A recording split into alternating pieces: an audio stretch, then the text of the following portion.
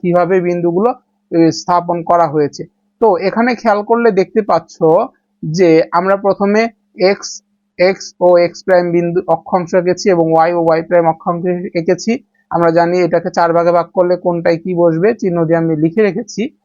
19 number বুঝে থাকলে এটাও বুঝতে পারবা তোমরা। তো আমাদের বলা ছিল প্রথমে 1 এবং 2 বিন্দু, তার মানে এক্স দুইটাই কি আমাদের পজিটিভ। তো পজিটিভ বিন্দুগুলো সবগুলো যদি পজিটিভ হয় এক্স এবং ওয়াই এর মান, সেটা হচ্ছে প্রথম চতুর্ভাগে। তো প্রথম চতুর্ভাগে যদি হয় তাহলে 1 অর্থাৎ এক্স এর মান হচ্ছে কত, 1 ঘর, তাহলে যে এখানে 1 ঘর, এবং 2 বলতে ওয়াই এর দিকে যাব হচ্ছে কয় ঘর, 2 ঘর, তাহলে এখানে এক্স পর্যন্ত এসে 1 ঘর, এখানে 1 ঘর 2 ঘর, তাহলে এই বিন্দুটা হচ্ছে কত 1 এবং 2। আবার পরবর্তী বিন্দু আছে -1 এবং 1। -1 হচ্ছে নেগেটিভ, এটা হচ্ছে পজিটিভ, নেগেটিভ পজিটিভ আছে দ্বিতীয় চতুর্ভাগে। তো -1 হচ্ছে এক্স এর মান, তাহলে এখানে আসবো এক্স এবং ওয়াই ও হচ্ছে 1, তাহলে ওয়াই উপরের দিকে 1, এটা হচ্ছে কত -1 এবং 1 বিন্দু।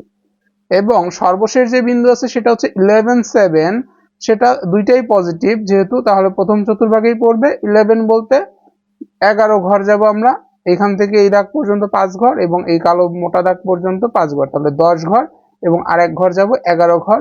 এটা হচ্ছে এক্স এর মান, এবং ওয়াই বরাবর যাইতে হবে আমাদের 7 ঘর, 1 2 3 4 5 6 7, তাহলে এই বিন্দুটা হচ্ছে কত 11 7।